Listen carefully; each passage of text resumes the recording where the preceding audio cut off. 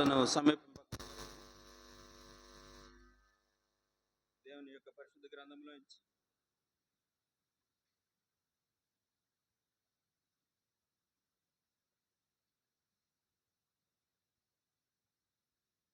లేవియాకాండం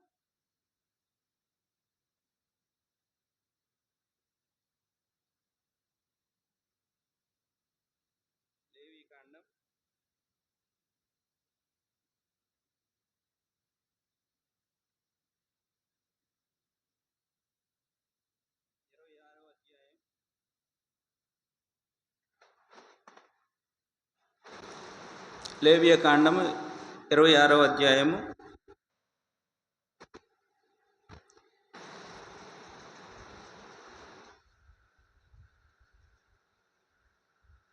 11, 12 వచనాలు కలిపి చదువుకుందాం. లేవియాకాండము 26వ అధ్యాయము 11, 12 వచనాలు కలిపి చదువుకుందాం. నా మందిరమును మీ మధ్య ఉంచెదను, మీ యందు నా మనసు అసహ్యపడదు. నేను మీ మధ్య నడిచెదను, మీకు దేవుడినయుందును, మీరు నాకు ప్రజలయ్యుందురు. మరి ఒక భాగాన్ని 1 కొరింథీయులు రాసినటువంటి పత్రిక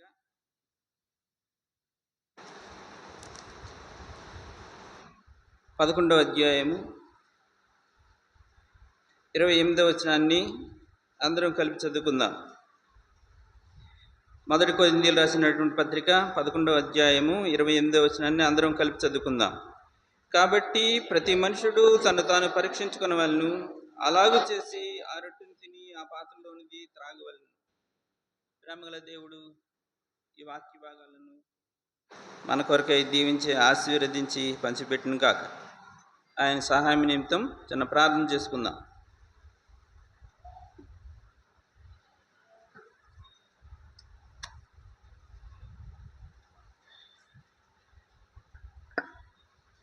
ప్రేమ నమ్మకము గల పరలోకపు తండ్రి, గొప్ప దేవ, నీ బంగారు పాదాలకు వందన స్తోత్రాలు చెల్లించుకుంటున్నాం. అది నీ శరీరానికి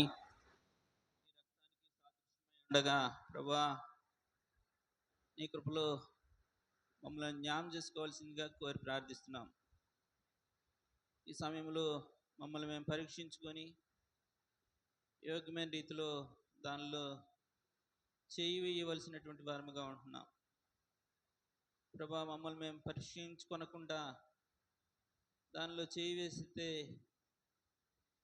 అయోగ్యులమైపోతాం, రోగగ్రస్తులమైపోతాం, నిద్రించే వారముగా ఉంటాం. దయతో కనికరించండి, కృప చూపించవలసిందిగా కోరి ప్రార్థిస్తున్నాం.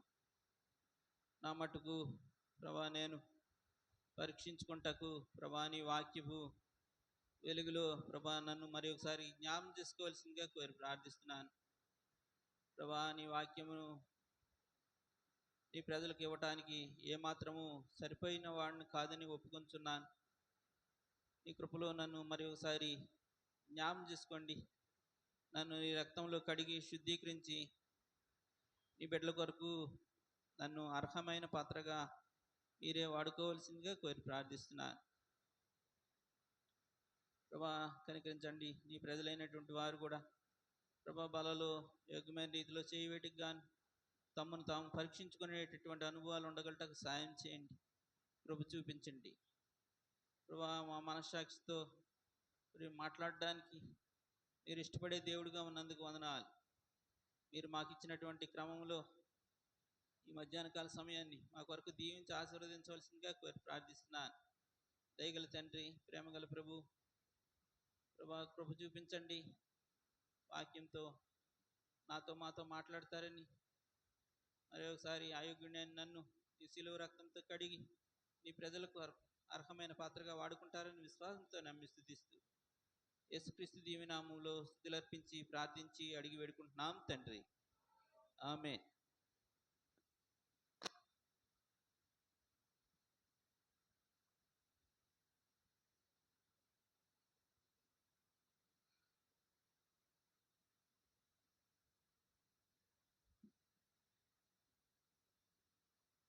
లేవియాకాండము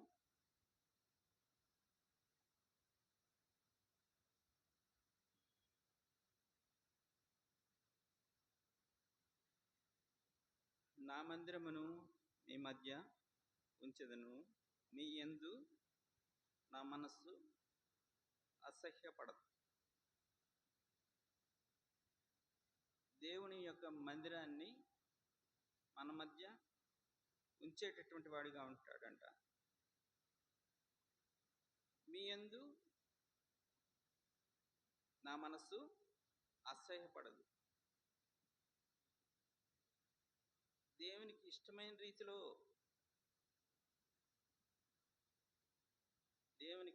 రీతిలో మనం ఆయన మందిరాన్ని ఉంచినప్పుడు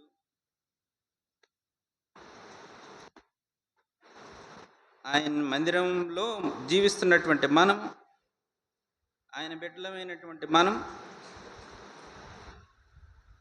ఆయనతో సహవాసం చేసేటటువంటి మనం,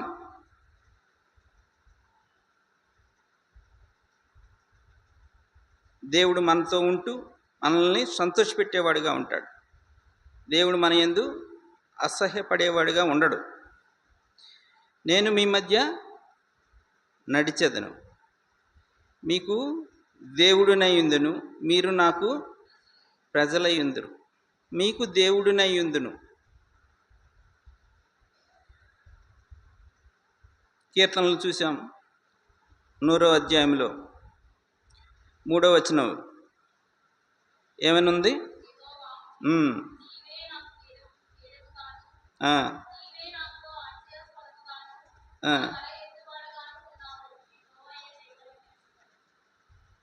నూరు మూడమ్మ.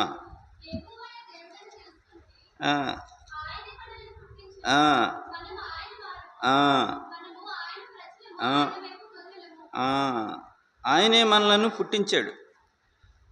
ఆయన మనకు ఇప్పుడు ఏమయ్యాడు? దేవుడై ఉన్నాడు. ఎప్పుడు?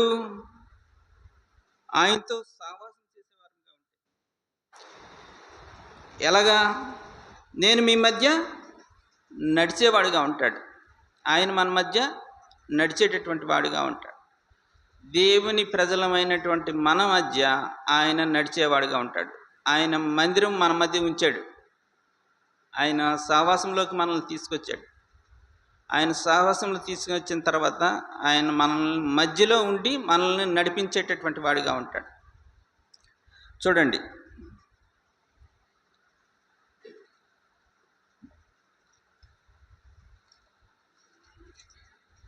ఆమోస్ గ్రంథం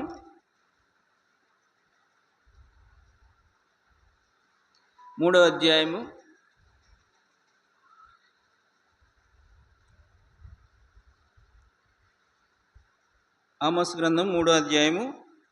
3వ వచనం. సమ్మతింపకుండా ఇద్దరు కూడి సమ్మతింపకుండా ఇద్దరు కూడి నడుతురా అంటున్నారు. ఇద్దరికి సరైన సంబంధం ఉంటేనే ప్రయాణం అనేది సాగే రీతిగా ఉంటుంది. పొలం దున్నే అరకలు ఉన్నాయి అనుకోండి, ఇటు ఒక ఎద్దు అటు ఒక ఎద్దు ఉన్నదనుకోండి, వీటికి రెండు సరైన రీతిలో లేకపోతే ఆ అరక దున్నడం అనేది సరైన రీతిలో వెళ్ళదు.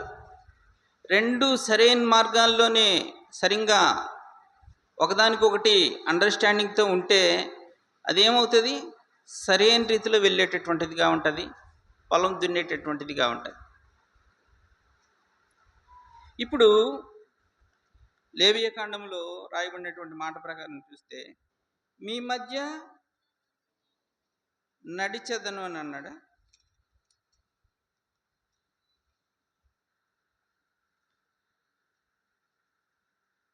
మీరు నాకు కాదు, నేను మీ మధ్య నడిచెదను అంటున్నాడు. నడవాలి అంటే సమ్మతి గల మనసు ఉండాలి. సమ్మతి గల మనసు ఉంటేనే నడవగలుగుతాం. రెండు ఏకీభావం కలిగినట్ల వారంగా ఉంటేనే అది సరైన రీతిలో వెళ్ళగలిగేటటువంటిదిగా ఉంటుంది. ఏకీభావం కరెక్ట్గా లేకపోతే వెళ్ళేటటువంటి పరిస్థితి ఉండదు. ఆయన దేవుడై ఉన్నాడు. ఆయన దేవుడు. ఆ దేవునికి తగిన రీతిలో మనం కూడా సరైన రీతిలో ఉండాలి. ఒకప్పుడు మన స్థితి జిగట గొంటలో ఉండేటటువంటి స్థితి, పాపపు స్థితి. ఇందులో నుంచి మనల్ని రక్షించినటువంటి వాడుగా ఉంటున్నాడు. రక్షించిన తర్వాత ఆయన మనకి నూతన జన్మ, నూతన ఆత్మనిచ్చాడు. నూతన ఆత్మతో మనం ఏం చేస్తూ ఉంటాం? ఆయన్ని ఆరాధిస్తున్నాం. నూతనమైన రీతి, నూతన ఆత్మతో దేవుడు అనుగ్రహించినటువంటి ఆత్మ, దేవుడు చేసే కార్యాలను మనలో చెప్పుకుంటూ. కొంతమంది ఆరాధన చేయలేకపోతారు. ఎందుకని? వాళ్ళ జీవితంలో ఆత్మకార్యం జరగకపోయినప్పుడు ఏం చేయలేదు, ఆరాధన అనేది రాదు. ప్రార్థన వస్తూ ఉంటుంది. ఆత్మతో చేసేటప్పుడు దేవునికి సంబంధించినటువంటి ఆత్మీయమైనటువంటి ఆరాధన చేసేగలంగా, ఆత్మ సంబంధమైన ఆరాధన. ఇక్కడ సమ్మతి లేకుండా మనం జీవించాలంటే దేవుడు మనతో ఉంటాను అంటున్నాడు. ఆమోస్ చెప్పినట్టు సమ్మతి లేకుండా ఏమన్నాడు ఆమోసు 3:3లో? ఇద్దరు కూడి నడవాలి అంటే సమ్మతి ఉండాలి. సమ్మతి లేకుండా ఏం చేయలేం. అయితే ప్రభువుకి మనకి సమ్మతి ఉంటేనే సరైన మార్గంలో నడిచేటటువంటి వారంగా ఉంటాం. ఆయన మనం తీసుకొచ్చి మందిరంలో పెట్టాడు. నా మందిరమును మీ మధ్య ఉంచేస్తానంట. ఆయనే వస్తున్నాడు. కొత్త నిబంధనలోకి వస్తే మన హృదయాల్లో ఉంటానంటున్నాడు. మన హృదయాల్లో ఏ చెడుగు, అపవిత్రత, ఏ విధమైన కల్మషాలు లేకుండా ఉంటే ఆయన మనతో వసించేటటువంటి వాడుగా ఉంటాడు. అప్పుడు మనకి ఒక రకమైనటువంటి ఆనందము, సంతోషం ఉంటుంది. మనలో కుళ్ళు, కుతంత్రాలు పెట్టుకుంటూ ఉంటే మనలో ఏమైనా సంతోషం ఉంటుందా? ఉండదు. నా మందిరము మీ మధ్య ఉంచెదను, మీ యందు నా మనస్సు. దేవుని యొక్క మందిరం మనలో ఉంటే ఆయన అసహ్యపడ్డు, సంతోషిస్తూ ఉంటాడు. అప్పుడు ఏం చేస్తూ ఉంటాడు? ఆయన ట్రావెల్ చేసేవాడుగా ఉంటాడు మనతో. ఆయన ఎలాగ ట్రావెల్ చేస్తూ ఉంటాడు చూడండి. ఆదికాండం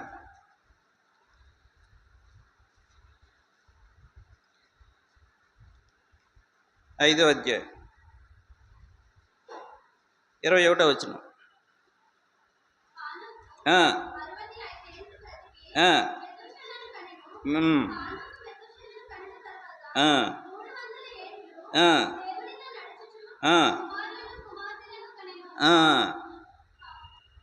చదువమ్మా.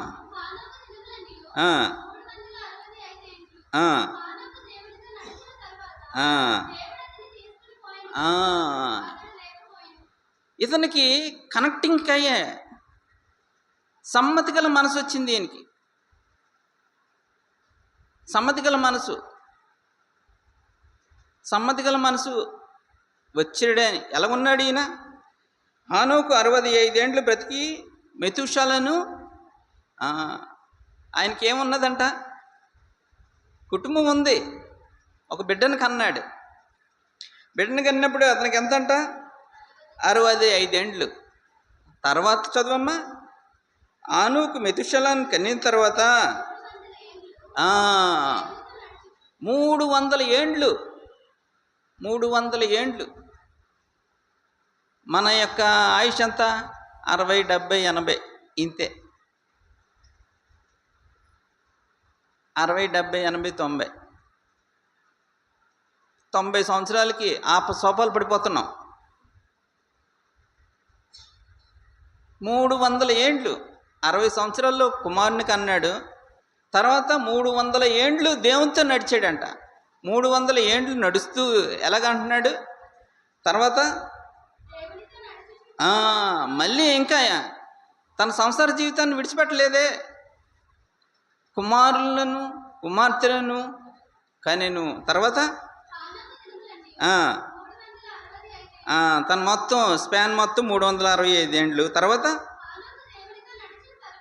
హానోకు దేవునితో నడిచిన తర్వాత చూడండి, గొప్ప సంగతి. దేవుడు అతన్ని తీసుకెళ్ళిపోయాడంట. పెద్ద పెద్ద భక్తులు చెప్తూ ఉంటారు, ప్రభు ఇలా నడుస్తూ ఉంటాడంట, హానోకు పక్క పక్కనే నడుస్తూ ఉంటాడంట. ఇలాగే వాళ్ళ యొక్క జీవన విధానం సాగేదంట.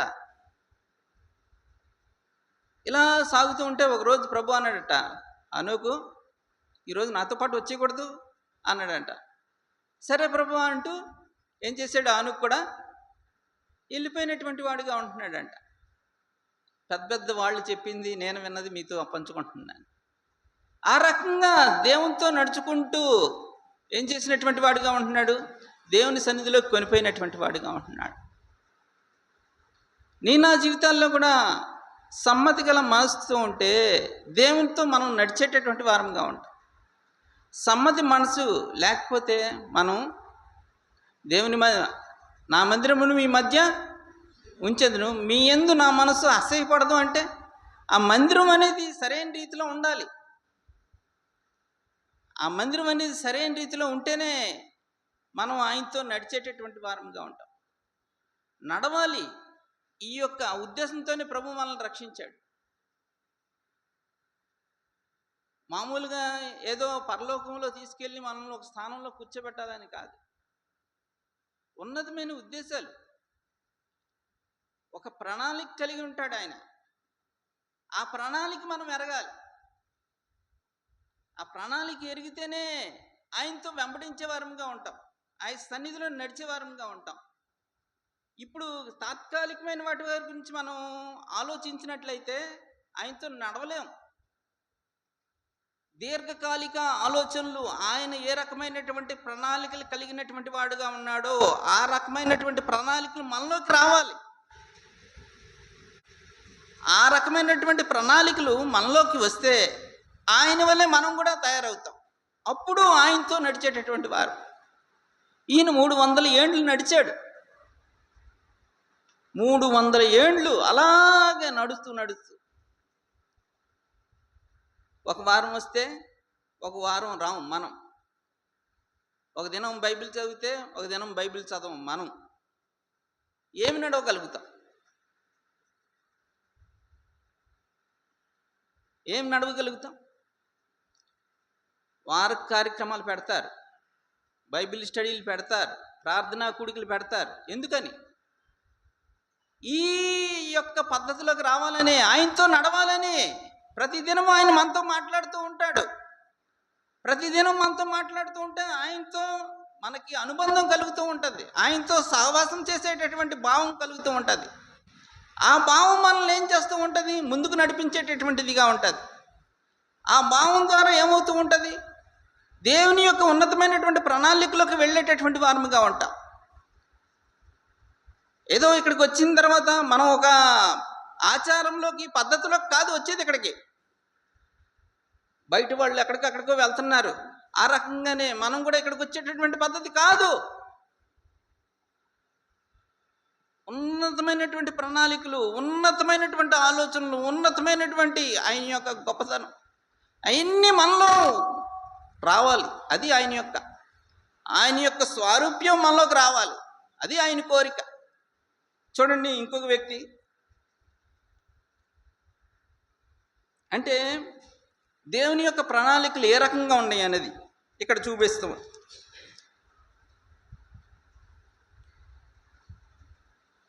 ఆదికాండము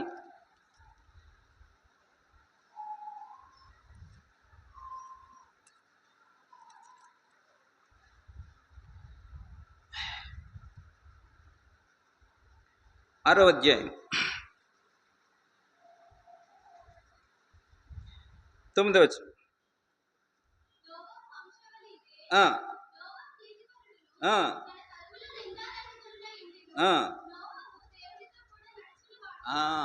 ఈ వ్యక్తి కూడా చూడండి, ఇక్కడ వంశం గురించి చెప్తున్నాడు. అందుకని నేను చెప్పగలుగుతున్నాను ఆ మాట. నోవాహు వంశావళి ఇదే. నోవాహు నీతిపరుడును, తన తరములో నిందారహితుడై ఉండెను. నోవాహు దేవునితో నడిచాడు. ఈయన దగ్గరికి వచ్చేసరికి దేవుడు ఇతన్ని తీసుకుపోయేటటువంటి పరిస్థితి లేదు. అయితే మనం తెలుసుకోవాల్సినటువంటి ఆత్మీయ విషయాలు ఇందులో తెలుసుకోవాల్సినవి. నోవాహు వంశావళిలో తన తరములో నిందారహితుడిగా ఉన్నాడు. ఏదైతే దేవుడు చెప్పాడో ఆ ఆజ్ఞలన్నింటినీ పాటించినటువంటి వాడిగా ఉంటున్నాడు, దాన్ని అనుసరించినటువంటి వాడిగా ఉంటున్నాడు. అప్పుడు వరకు వర్షం అనేది ఎరగని ప్రదేశంలో ఆయన ఏంటంటే వర్షం కురిపిస్తాను అన్నాడు. మాట ప్రకారంగా ఏం చేశాడు? వాడ సిద్ధపరచుకో అంటే వాడ సిద్ధపరచుకున్నాడు. ఈ రోజుల్లో మనం దేవుని యొక్క వాక్యం మన దగ్గరకు వస్తున్నప్పుడు మనం స్వీకరించేటటువంటి అనుభవాలు, ఆయన దగ్గరకు వచ్చింది ఇలాగ వాడ తీసుకో చితి సారకు మానుతో, ప్రతిదానికి లెక్క పెట్టాడు ప్రభు. దాని ప్రకారంగా వెళ్ళినటువంటి వాడిగా ఉంటున్నాడు. గొప్ప అద్భుత కార్యాన్ని తన జీవితాల్లో చూశాడు. చూసిన దాన్ని బట్టి ఏం చేశాడు? తన వంశావళిని ఏం చేశాడు?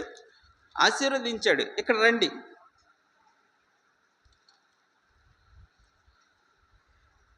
11వ అధ్యాయంలోకి వచ్చేసరికి 10వ వచనంలో ఉంటుంది. చాలమ్మా, షేము వంశావళి ఇదే అని అంటాడు. ఇక్కడ నోవాహు కుమారుడు, ఈయన పేరు షేము. తిరుపతి ఇక్కడికి వచ్చేసరికి ఎక్కడికి రండి, 24వ వచనం. ఈ వంశావళిలోకే ఎవరు వచ్చారు? అబ్రహాము వచ్చినటువంటి వాడుగా ఉంటున్నాడు. ఆయన ఏమయ్యాడు? విశ్వాసులకు తండ్రి అయ్యాడు. తన జీవితంలో నిందారహితుడిగా దేవునితో నడిచినటువంటి వాడుగా ఉంటున్నాడు. కాబట్టి అనేకమైనటువంటి, చూడండి, షేము తర్వాత అర్పక్షదు, షలహు, ఏబేరు, పెలెగు, రయ్యు, పెరెగు, తర్వాత తెరహు తర్వాత అబ్రహాం వచ్చినట్టు ఒక ప్రణాళిక. ఒక వ్యక్తి నిందారహితుడిగా సరైనటువంటి క్రమంలో దేవుని యొక్క మాట ప్రకారంగా నడిస్తే తన యొక్క వంశావళిని ఏ రకంగా ఆశీర్వదించడానికి ఇష్టపడేటటువంటి వాడిగా ఉంటున్నాడు దేవుడు. ఆశీర్వదించడానికి విశ్వాసులుగా తండ్రిని ఏం చేశాడు? తయారు చేసినటువంటి వాడిగా ఉంటున్నాడు. అల్పకాలము పాపభోగము అంటాడు మోషే. వీటిల్లో మనం ఏమైపోతున్నాం? కలిసిపోతున్నటువంటి కలిసిపోయి మన జీవితాల్లో సరైనటువంటి అవగాహన లేకుండా మనం జీవించేటటువంటి వారంగా ఉంటున్నాం. మన తరతరాలు ఒక ఉన్నతమైన ప్రణాళికలోకి వెళ్ళాలి అంటే మన జీవితం సరైన రీతిలో ఉండాలి. మన జీవితం సరైన క్రమంలో ఉంటే దేవుడు మనల్ని ఆశీర్వదిస్తాడు. నోవాహును ఆశీర్వదించాడు. తర్వాత తన వంశంలో తన వంశావళిని అలాగ విస్తరింపజేసినటువంటి వాడిగా ఉంటున్నాడు. ఉన్నతమైనటువంటి ప్రణాళికలోకి తీసుకెళ్ళాడు. విశ్వాసులకి తండ్రిని తీసుకొచ్చినటువంటి వాడిగా ఉంటున్నాడు. ఎంత ప్రణాళిక అది! ఆలోచిస్తున్నామా? ఆలోచిస్తే దాని గురించి మనకి అర్థమవుతూ ఉంటుంది. ఆయనలాగా మనసు మనం కలిగి ఉండాలి, ఆయన ఆలోచనలు కలిగి ఉండాలి. అప్పుడే ఈ లోక సంకుచితమైనటువంటి భావాలు మనలో లేచిపోతాయి. సంకుచిత భావాలతో మనం ఎన్నాళ్ళు ఈ లోకంలో నడిస్తే బైబిల్ పట్టుకుంటాం, దేవుని మందిరానికి వస్తాం, సంకుచితమైన భావాలే. ఒక్కదానికి కూడా ఫ్రీ మైండ్ ఉండదు, ఉన్నతంగా ఆలోచించడం ఉండదు, ఉన్నతమైన తలంపులు రావు. ఇంకా మురికి కోపమే, పాప కోపమే, నాశనం కొట్ట, ఆ నాశనం కొంటలోనే ఉండేటటువంటి వారంగా ఉంటాం.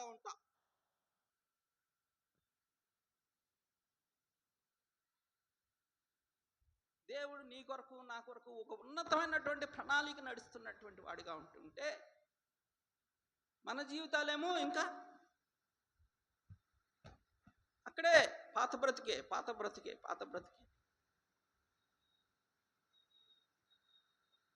అది కాదు దేవుడు కోరుకునేది. మీ మధ్య నడుస్తాను అంటున్నాడు. నా మందిరం మీ మధ్య ఉంచుతాను అంటున్నాడు. మీ మందు నా మనసు అసహ్యపడదు అంటున్నాడు. మీతో నేను నడుస్తాను అంటున్నాడు. చూడండి మీకా ఏ రకంగా రాస్తాడు.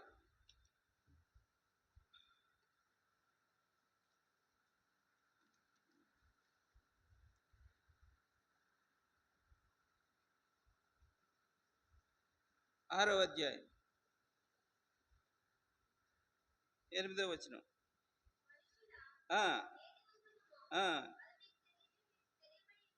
తెలియజేయబడి ఉన్నది ఆ న్యాయంగా నడుచుకోమంటున్నాడు.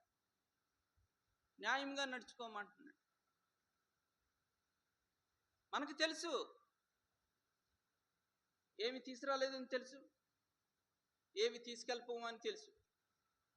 అయినా సరే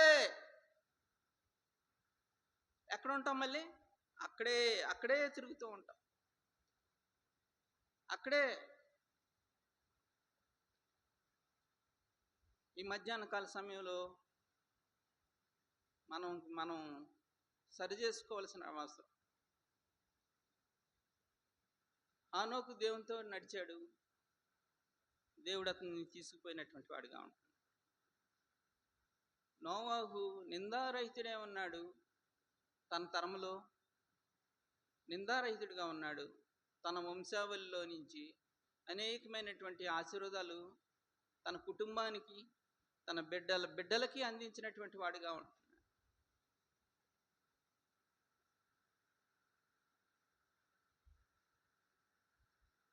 రండి, యోధా రాసిన పత్రిక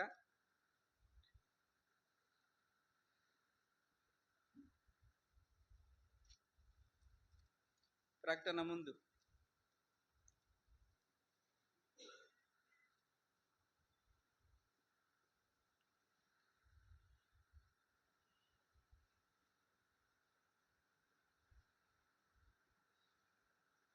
పదిలో వచ్చిన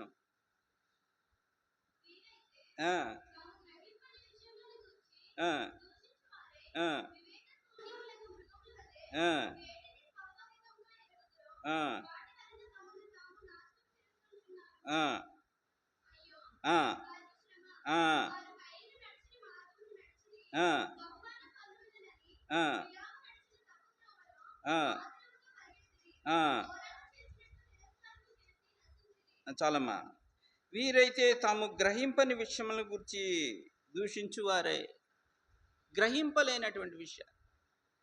దేవుని దగ్గరికి వస్తూ ఉంటాం, దేవుని సన్నిధిని అనుభవిస్తున్నాం అనే పేరు మాత్రమే ఉంటుంది, సరైన రీతిలో అనుభవించలేనటువంటి వారంగా ఉంటాం. మందిరంలోకి ఉంటాం, దేవునితో బిడ్డలతో సహవాసం చేస్తాం, దేవుని సన్నిధిని అనుభవించాం. ఈ లోకంతో పాటు జీవించేటటువంటి వారముగా ఉంటాం. దేవుని యొక్క విషయాలు గ్రహించలేనటువంటి తలంపులతో ఉండేటటువంటి వారముగా ఉంటాం. తర్వాత గ్రహించలేనటువంటి వీరైతే తాము గ్రహింపని విషయాల గురించి దూషించిన వారే వివేక శూన్యములకు మృగముల వలె. వివేక శూన్యం, మృగాలు. చూడండి ఎంత భయంకరమైన మాట. మానవులుగానే ఉంటాం, బట్టలు వేసుకుంటూ ఉంటాం, అన్నీ చేస్తూ ఉంటాం. ఎలాగుంటామంట? మృగాల వలె.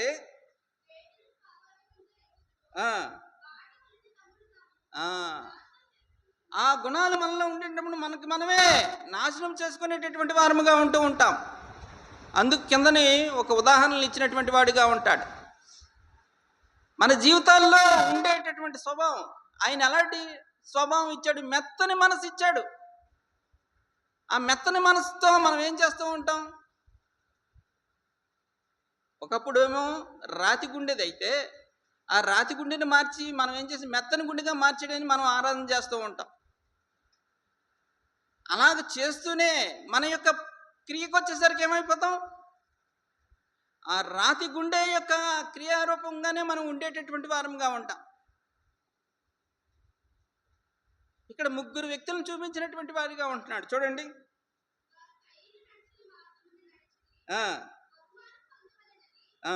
ఒక వ్యక్తి కయ్యూను నడిచినటువంటి మార్గం మాట. కయ్యూను నడిచాడు, మనకు తెలిసినటువంటి భాగమే. రండి, ఆదికాండం. ఇప్పుడు మనకి మనమే పరీక్షించుకోవాల్సినటువంటి విషయం. ఆ బలలో యోగ్యమైన రీతిలో చేయాలంటే మన హృదయము దోషారోపణ చేయకూడదు, సమ్మతపరచుకోవాలి. సమ్మత గల మనసు ఉంటేనే ఆయనతో సహవాసం చేసేటటువంటి వారముగా ఉంటాం.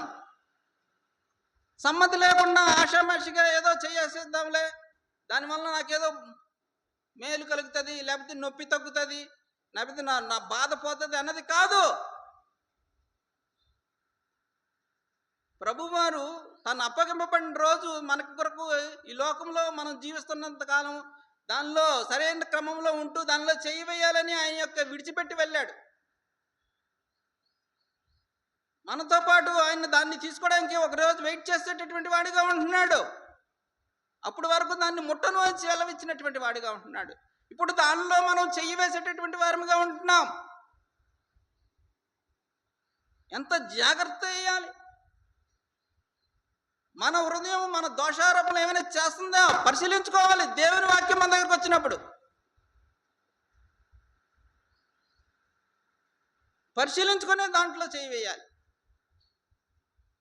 ఆషామాషిగా వేస్తే ఆత్మీయంగా బలహీనము, రోగులు, నిద్రించే వారంగా ఉంటాం. ఆ పరిస్థితి రాకూడదనే ప్రభు హెచ్చరించినటువంటి వాడిగా ఉంటున్నాడు. వాక్యం అందులో పెట్టినటువంటి వాడిగా ఉంటున్నాడు. ఆశీర్వాదం వస్తుంది అనేసి ఆ రకమైనటువంటి తలంపులతో కొంతమంది ఉంటారనేసి అక్కడ రాసినటువంటి వాడిగా ఉంటాడు వాక్యం. ఇక్కడ కయ్యూను నడిచినటువంటి మార్గం ఏంటి?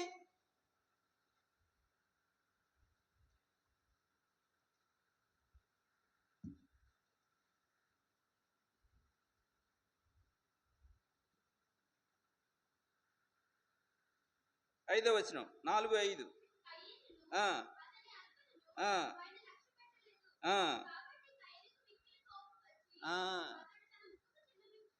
అతనికి ఏమొచ్చిందంట? మిక్కిలి కోపం వచ్చిందంట. తన స్థితిని తను ఎరగట్లేదు, తన పరిస్థితిని పరిశీలించుకోవట్లేదు. పరిశీలించుకోకుండా ఏమంటున్నాడు? కోపం చెందేటటువంటి వాడిగా ఉంటున్నారు. ఎవరితో కోపించుకుంటున్నాడు? ఈ రకమైనటువంటి స్వభావం మనలో ఏమైనా ఉందేమో పరిశీలించుకోవాలి. కయ్యూను నడిచినటువంటి మార్గం ఇదే. దేవుని మన అర్పణలను అంగీకరించట్లేదు, మన ప్రార్థనలు వింటలేదు అంటే ఏం చేయాలి? మనకు మనమే నలగొట్టుకోవాలి. ఎక్కడ మనలో లోపం ఉంది? మన ప్రార్థన వినట్లేదంటే మనలో పాపం ఉన్నట్టే. దాని కొరకు మనం వెతుక్కోవాలి. దానిలో వెతుక్కుంటేనే మనకు సరైనది తెలియగా ఉంటుంది. యాకోబు ఏం చేశాడు? రాత్రంతా పెరుగులాడాడు, దేవునితో పోరాడినటువంటి వాడిగా ఉంటున్నాడు. నా జీవితంలో పోరాటం అనేది ఉందా? పోరాటం ఉండాలి. పోరాటం ఉంటేనే ప్రభు దగ్గర నుంచి పొందేటటువంటి వారంగా ఉంటుంది. ఆషామాషి కాదు క్రైస్తవ జీవితం. పోరాటంతో వెళ్తూ ఉంటుంది. ప్రభుతో పోరాడాలి. అవసరమైతే నీ అక్కర్ల కొద్ది, నీ సంఘ అవసరాల కొరకు, నీ కుటుంబ అవసరాల కొరకు ప్రార్థన చేయాలి. పోరాడుతూనే ఉండాలి. తన జీవితంలో అది లేదు. కోప్పడినటువంటి వాడిగా ఉంటున్నాడు. ఏం తెచ్చుకున్నాడు కోపం వల్ల? నష్టమే, పాపం వచ్చింది. అక్కడ చూడండి రాయబడినటువంటి మాట. దేవుడు మాట్లాడుతున్నాడు. కయ్యూను తన అర్పణను లక్ష్య పెట్టలేదు కాబట్టి కయ్యూను మిక్కిలి కోపం వచ్చి తన ముఖం చిన్నబుచ్చుకొనగా, యెహోవా కయ్యూనుతో నీకు కోపమేలా?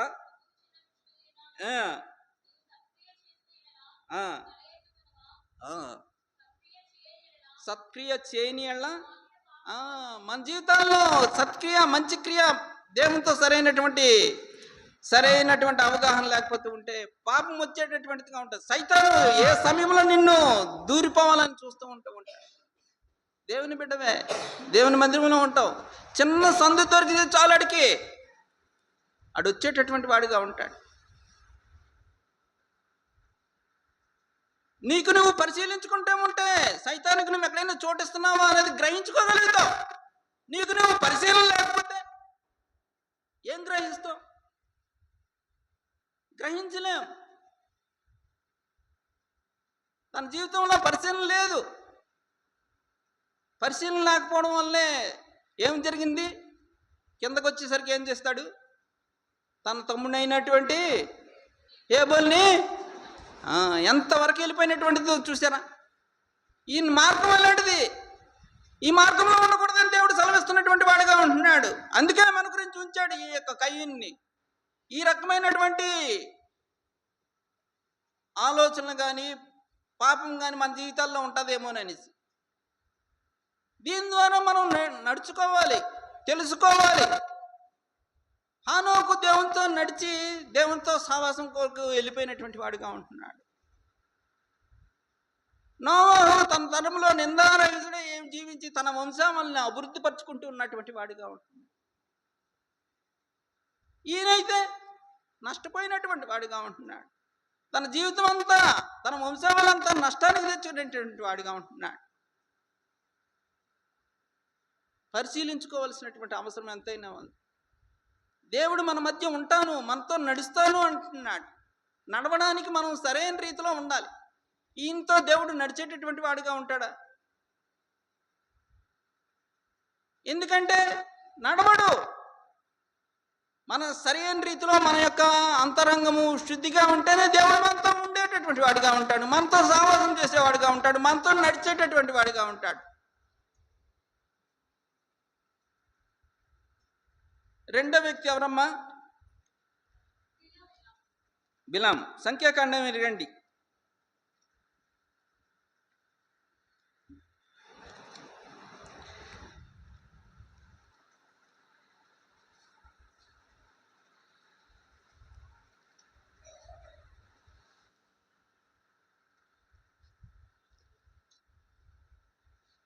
సంఖ్యాకాండం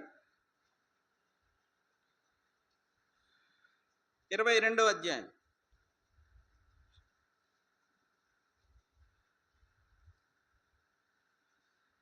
ఇక్కడ మొదటి వచనం.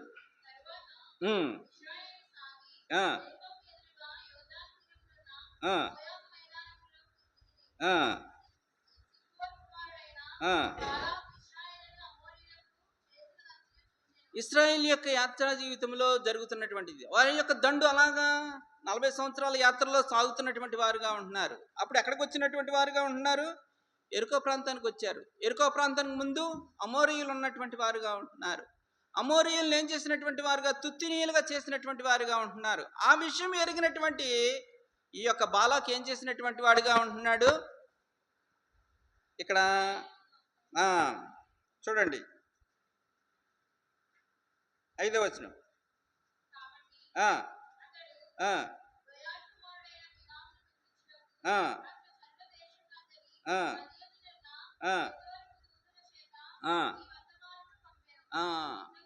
చదవమ్మా.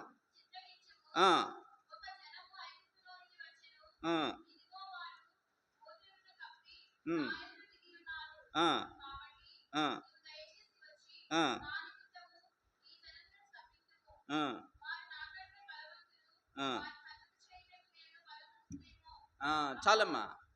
ఆయన శపించమని ఏం చెప్తున్నాడు? ఈయన తీసుకురావడానికి ఇష్టపడుతున్నాడు. ఎవరిని? బిలాముని తీసుకొస్తున్నాడు. బిలాముని ఎందుకు తీసుకొస్తున్నాడంటే ఈయన దైవజనుడు, దేవునితో మాట్లాడగలిగినటువంటి వాడు. ఈయన ఏదంటే అది జరిగేటటువంటి పరిస్థితి. ఈ గ్రంథంలో మొత్తం 4 అధ్యాయాలు ఉంటాయి ఈయన గురించి. ఈయన ఏం చేస్తూ ఉంటాడు? కొంత ఆస్తిని పంపించినటువంటి వాడుగా ఉంటాడు బాలాకు. కొంతమందిని ఇచ్చి పంపిస్తాడు. అక్కడ ఏం చేస్తూ ఉంటాడు? రాత్రి జరిగినటువంటి నేను దేవుని యొద్ద విచారణ చేసి వస్తాను అంటాడు. ఆయన సరైన మార్గంలో ఉన్నాడు. కాకపోతే ఏం చేశాడు? టెంప్ట్ అయిపోయినటువంటి పరిస్థితి. ఎందుకని? వెనకున్నటువంటి వాళ్ళు చూపించేటటువంటి ఆస్తి గురించి ఏమవుతాడంటే టెంప్ట్ అయిపోతూ ఉంటాడు. దేవుడు వాళ్ళతో మాట్లాడుతూనే ఉంటాడు. బిలాముతో మాట్లాడుతూ ఉంటాడు. నువ్వు వారు నా ప్రజలు, వారిని శపించడానికి వీలు లేదని చెప్తాడు. అయితే బాలాకు తీసుకొచ్చే ఆస్తిని బట్టి ఏం చేస్తూ ఉంటాడు? టెంప్ట్ అయిపోయేటటువంటి పరిస్థితి. ఇలాగా ఆయన 3 సార్లు దేవునితో సంబంధం కలిగినటువంటి వాడు. దేవుడితో మాట్లాడుతూ ఉంటాడు. దేవుడు వెళ్ళొద్దు అంటూ ఉంటాడు. ఈయన వెళ్ళేటటువంటి వాడు. అయితే ఈయన యొక్క మనసును ఎరిగి, బిలాము యొక్క మనసును ఎరిగి ఏమంటాడు? దేవుడు వెళ్ళు అంటాడు, కానీ శపించొద్దు అంటాడు తన ప్రజల్ని. వెళ్తాడు, ఆ మాటే ఉంటాడు. కానీ తనలో ఉన్నది ఏంటంటే ఒక రకమైనటువంటి ఆశ లోపలికి, ఇందులో కనబడదు బైబిల్ గ్రంథంలో. ఆ రకమైనటువంటి భావం లోపల ఆశ, ధనాశ. ఈ ధనాశ ఏం చేస్తూ ఉంటుంది? ఆయన జీవితాన్ని ఒక రకంగా తప్పు మార్గంలోకి లాగించేటటువంటిదిగా. ఏం చేస్తాడంటే ఇక్కడికి వచ్చేసరికి 25వ అధ్యాయంలో ఇశ్రాయేల్ మధ్య ఆ బాలాకు ఒక చిన్న సలహా ఇస్తూ ఉంటాడు. ఆ సలహా ఇవ్వడం వలన ఏమవుతూ ఉంటారు, దేవుని ప్రజల్లో ఒక దేవునికి అయిష్టమైనటువంటి కార్యం జరిగేటటువంటిదిగా ఉంటుంది. దేవుడు దాన్ని కోపగించి దేవుని ప్రజల్ని కొంతమందిని నాశనం చేస్తూ ఉంటాడు ఆ యొక్క చెడుగును బట్టి. దానికి కారకుడు ఎవడు? ఆ బిలాం. ఈ రకమైనటువంటి వారు కూడా ఉంటారు. అదే మనకు ఉపయోగించుకో, మన జీవితంలో చూసుకోవాల్సినటువంటి విషయం. దేవుడు మనతో నడుస్తూ ఉంటే దేవుని యొక్క ఆలోచనలు మనకు వచ్చేటటువంటివిగా ఉంటాయి. ఈ లోక సంబంధమైన మనతో ఉండవు. ఈ బిలాం పరిస్థితి అంది. ఎంతో దేవునితో తను సంబంధం కలిగినప్పటికీ ఏమైనటువంటి వాడిగా ఉంటాడు? నష్టపోయినటువంటి వాడిగా ఉంటాడు. లాస్ట్కి ఏమవుతారు? చంపబడినటువంటి వాడిగా ఉంటాడు. ఎంత దైవజనుడైనప్పటికీ, దేవుని బిడ్డ అయినప్పటికీ, దేవునితో సంబంధం కలిగిన వాడైనప్పటికీ తను చేసినటువంటి అవిధేయతను బట్టి ఏమవుతాడు? దేవుడు ఊరుకోడు. బిలాం ద్వారా మనం నేర్చుకోవాల్సింది అదే. అలాంటి మన జీవితాల్లో ఉండకూడదు. అలాంటి మన జీవితాల్లో ఉంటూ ఉంటే మనం నష్టం తెచ్చుకునేటటువంటి వారంగా ఉంటాం. అలాంటి మనసు కానీ అలాంటి దుర్బోధ కానీ మన జీవితాల్లో ఉంటే మనం నష్టపోయేటటువంటి వారంగా ఉంటాం. మనం నష్టపోకుండా ఇతరులకు పాకిచ్చేటటువంటి వారంగా ఉంటాం. ఇతరులకు పాకిచ్చేటటువంటి వారంగా ఉంటాం. సరైనటువంటి అవగాహనతో రావాలి దేవుని బల దగ్గరికి. అలాంటి కానీ మనసు కానీ ఉంటే ప్రభు దగ్గర క్షమాపణ పొందాలి. రొట్టె తీసుకునే సమయంలో, బల తీసుకునే సమయంలో. ఇంకొక వ్యక్తి ఎవరమ్మా? కోరాహు. ఈయన గురించి చూడండి, సంఖ్యాకాండం 16వ అధ్యాయంలో.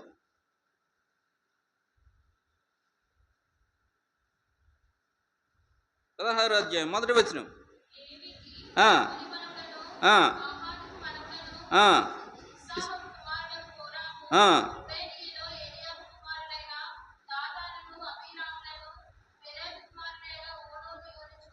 యోచించుకొని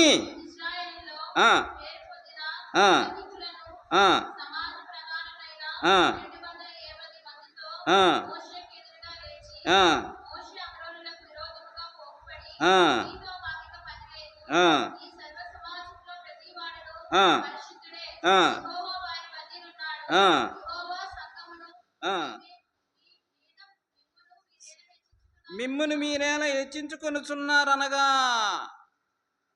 ఇక్కడ ఏమన్నాడు? కొంతమంది గ్రూపును తయారు చేసినటువంటి వాడుగా ఉంటున్నాడు. ఎవరు? కోరాహు. ఎవరికి వ్యతిరేకంగా? మోషేకి వ్యతిరేకంగా. మోషేకి వ్యతిరేకంగా ఏం చేసినటువంటి వాడుగా ఉంటున్నాడు? చూడండి, 250 మందితో మోషేకు ఎదురుగా నిలిచి, మోషే అహరోనులకు విరోధంగా పోగుబడి, మీతో మాకు పని లేదు. ఇప్పటి వరకు వాళ్ళు ట్రావెల్ చేస్తున్నట్టే ఉన్నటువంటి వారుగా ఉంటున్నారు. ఇది మన జీవితాలకు అనువర్తింపజేసుకోవాలి. వీళ్ళందరూ ఇశ్రాయేలు ప్రజలే, 12 గోత్రాలకు చెందినటువంటి వాడే. అందులో ఈయన ఈ కోరాహు దేవుని సమాజానికి ఎదురుగా ఏం చేసినటువంటి వాడిగా ఉంటున్నాడు? నిలబడినటువంటి వాడిగా ఉంటున్నాడు. మీతో మాకు ఇక పని లేదు అని అంటున్నాడు. మిమ్మల్ని మీరే హెచ్చించుకుంటున్నారని. మనం సరైనటువంటి అవగాహనతో ఉండాలి. అందుకే అంటాడు, ఏమంటాడు పేతురు? తగిన సమయం మందు మిమ్మల్ని వాక్యం చదవమ్మా. మొన్నే చదివారు.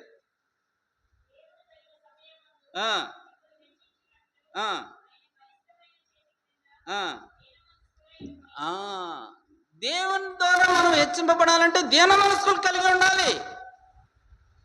దీన మనసు ఉంటేనే దేవుడు తగిన సమయం ఉందే హెచ్చించేటటువంటి వాడిగా ఉంటాడు. 250 మందిని పోగు చేసుకుని వచ్చేసి ఏం చేశాడు? మోషేకి ఎదురుగా నిలబడినటువంటి వాడిగా ఉంటున్నాడు. ఏమయ్యాడు? భూమి నెరవిడి ఇచ్చింది. ఎవరికి కూడా అప్పటి వరకు అటువంటిది చూడలేదు. దేవుడు తన ప్రజలకు ఎదురుగా తిరుగుబాటు చేస్తే ఏం చేస్తాడు? ఆ రకమైనటువంటి పనిష్మెంట్ ఇస్తాడు. ఈ రోజుల్లో కృపాకాలంలో ఉన్నాం కాబట్టి దేవుడు మనల్ని అలాగ సాగిపోనిస్తున్నటువంటి వాడిగా ఉంటున్నాడు. దేవుని ప్రజలకు మనం ఎప్పుడు కూడా, దేవుని యొక్క సేవకులకి మనం ఎదురు చెప్పకూడనటువంటి పరిస్థితి ఉండాలి. అటువంటి స్వభావం కానీ ఉంటే మనకి మనమే సరైనటువంటి అవగాహనతో ప్రభు దగ్గర ఒప్పుకునేటటువంటి వారముగా ఉండాలి. ఆషామాషి కాదు క్రైస్తవ జీవితం. ఒక ఉన్నతమైన ఉద్దేశంతో రక్షించాడు, ఉన్నతమైన తలంపులతో ముందుకు వెళ్తాను. నేను మీ మధ్య ఉంటాను అని అంటున్నాడు, మీతో నడుస్తాను అంటున్నాడు. ఆయనతో నడవాలంటే మనం కూడా ఆయనకి తగినట్లు ఉంటేనే నడిచేటటువంటి వారముగా ఉంటాం. ఆయనకి తగినట్లు లేకపోతే నడవలేం. వీళ్ళు కూడా అంతే, దేవుని ప్రజలే. కయ్యూను కానీ, బిలాము కానీ, ఈ కోరాహు కానీ వాళ్ళు ఎలా నడిచారు? దేవునితో. నోవాహు, ఆనోకు దేవునితో నడిచారు, దేవునితో సంబంధం కలిగారు, దేవునితో అనుభవించారు. నడవడాన్ని బట్టి వాళ్ళ యొక్క వంశావళులు ఆశీర్వదింపబడ్డాయి. వీళ్ళ యొక్క వంశావళులు ఆలోచించుకోండి. సరైనటువంటి తీర్మానంతోనే దాంట్లో చేయి వేయాలి, ఆషామాషిగా వేయకండి. దేవుడు సమయం ఇస్తున్నాడు కాబట్టి, సరి చేసుకోవడానికి సమయం ఇస్తున్నాడు కాబట్టి, సరైనటువంటి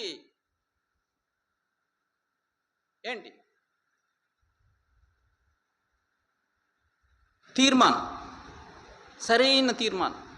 ఇంకా మన జీవితంలోకి అది రాకూడదు. దేవుడు మనతో ఉండాలి అంటే ఆ తీర్మానం అంత బలంగా ఉండాలి.